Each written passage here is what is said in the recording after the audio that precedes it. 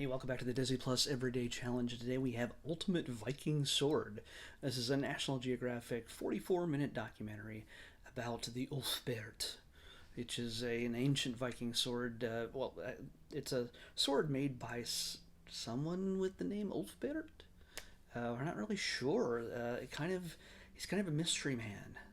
Um, yes, odds are, swords, a sword maker, a swordsmith was more than likely a man. Maybe, I don't know. You know, uh, the and the thing is, he was using a technology and a type of steel and a process that wouldn't be available to the barbarians of that area for maybe 800 more years, nearly 1,000 years later. So there's a mystery as to who was making it, how it was being made, and um, what made it so special. And the thing is, this swords like this with the name of Ulfberh existed for hundreds of years. So was it one guy? Was it many? Was it a generational thing?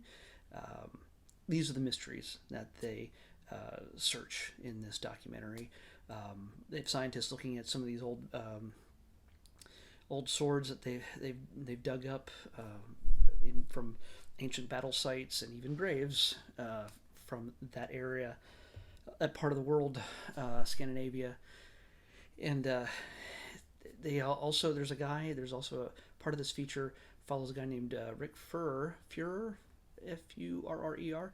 in Wisconsin, who is a swordsmith, a modern day swordsmith, and he makes an attempt at recreating this sword using the same materials and components and processes that they would have used in ancient times, nearly 1,000 years ago.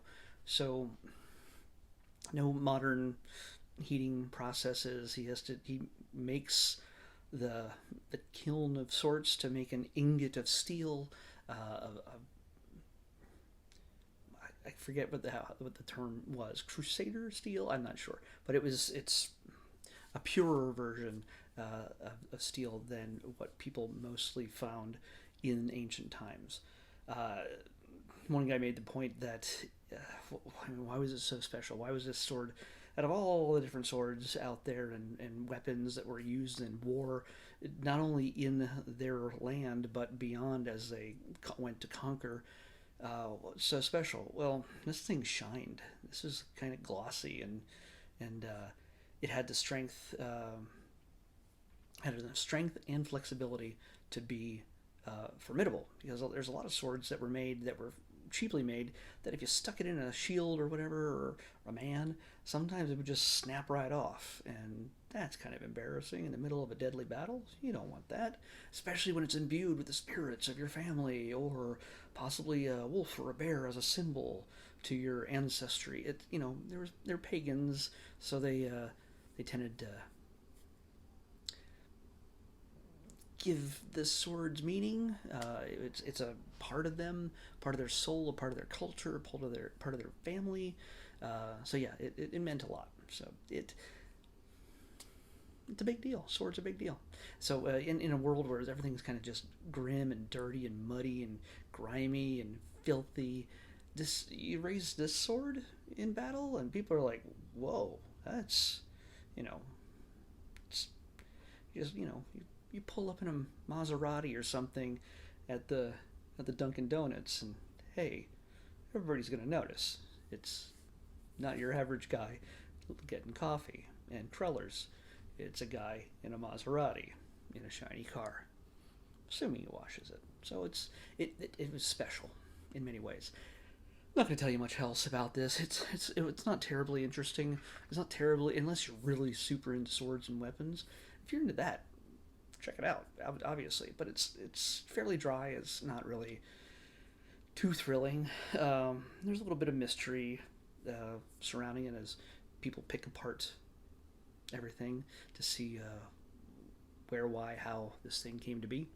And I don't know if they really came up with a whole lot of solid answers. It's still fairly a mystery, but yeah, you might be interested in going along with the ride. Yeah, but for the most part, it's fairly boring. So let's pick tomorrow's episode, and maybe it's something more exciting. 65. 65. Way down. 600s to 65. What do we got? What do we got? What do we got? We finally got a Marvel movie. Hey, we got a Marvel movie for the first time in a long time. I mean, it's not as long as Star Wars. We haven't had Star Wars since December, like, or something core. But now we have a Marvel film, and yeah, about 2 months too late. But we're gonna watch Black Panther. So, all right, Black Panther. Gonna revisit the land of Wakanda on the Disney Plus Everyday Challenge. I'll see you back here tomorrow.